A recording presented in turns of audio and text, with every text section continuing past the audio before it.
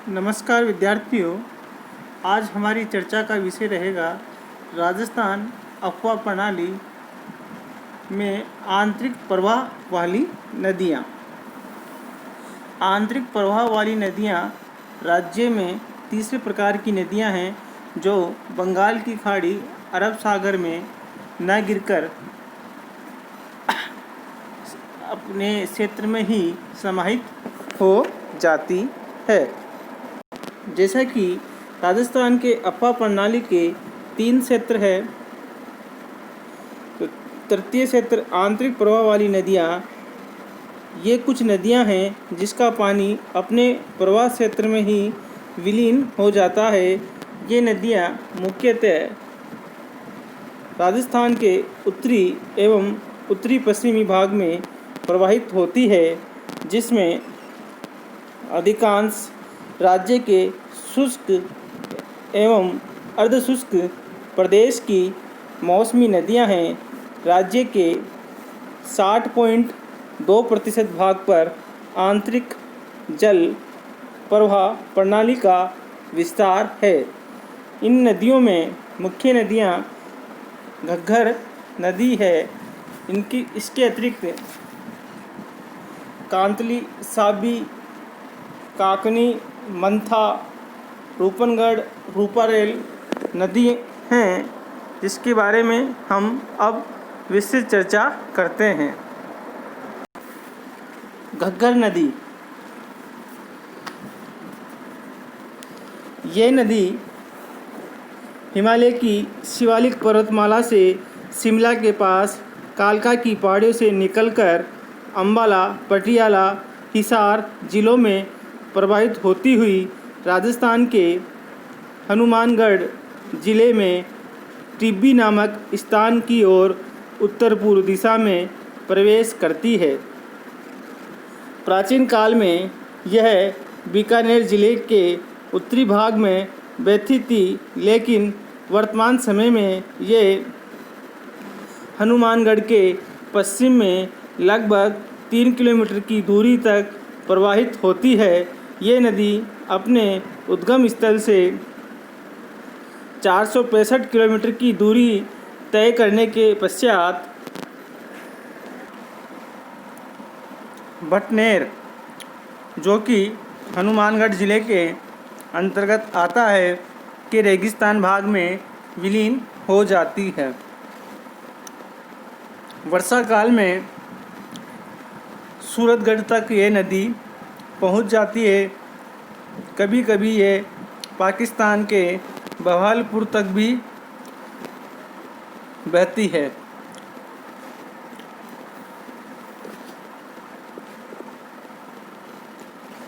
इस नदी को मृत नदी के नाम से भी जाना जाता है और अत्यधिक वर्षा हो जाने पर पोर्ट अब्बास नामक स्थान पाकिस्तान में है, जहां तक ये पहुंच जाती है।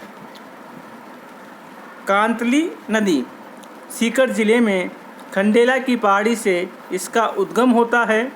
ये मौसमी नदी है जो तोरावटी बेसिन में प्रवाहित होती है।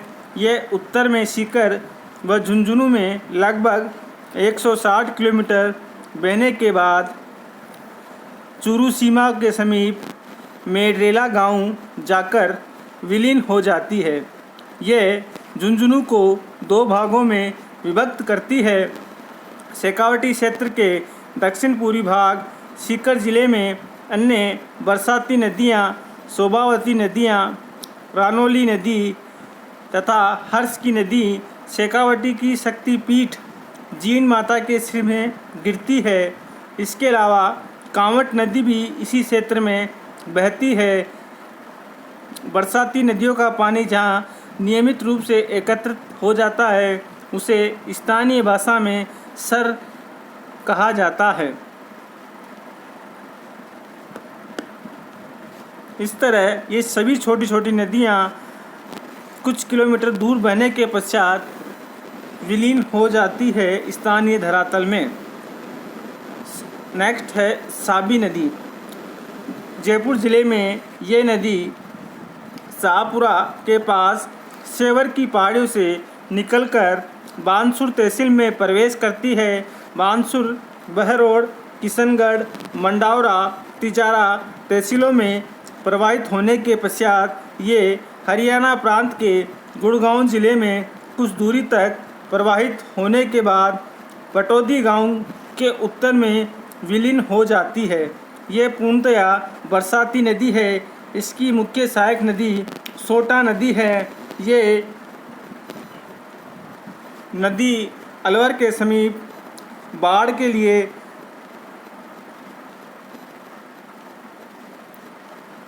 प्रसिद्ध है, किंतु ये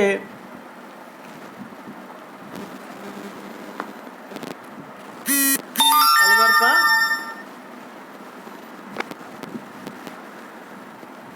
शोक भी कहलाती है। नेक्स्ट है काकने या काकनी नदी। जैसलमेर से लगभग 27 किलोमीटर दूर दक्षिण में कोठारी गांव की पहाड़ियों से ये निकलती है। कुछ ही किलोमीटर बहने के बाद मीठा खाड़ी में गिरकर लुप्त हो जाती है, लेकिन अधिक वर्षा होने पर ये काफ़ी दूर तक बहती है। इसे स्थानीय भाषा में मसूरदी नदी के नाम से भी जाना जाता है। ये काफ़ी दूर तक पहले उत्तर दिशा में, उसके बाद पश्चिम दिशा की तरफ बहती हुई भुज झील का निर्माण करती है। अधिक मात्रा में वर्षा होने पर ये नदी अपने सामान्य रास्ते से अलग उत्तरी दिशा में सीधे लगभग 20 किलोमीटर तक प्रवाहित होती है, मीठा खाड़ी में गिर जाती है।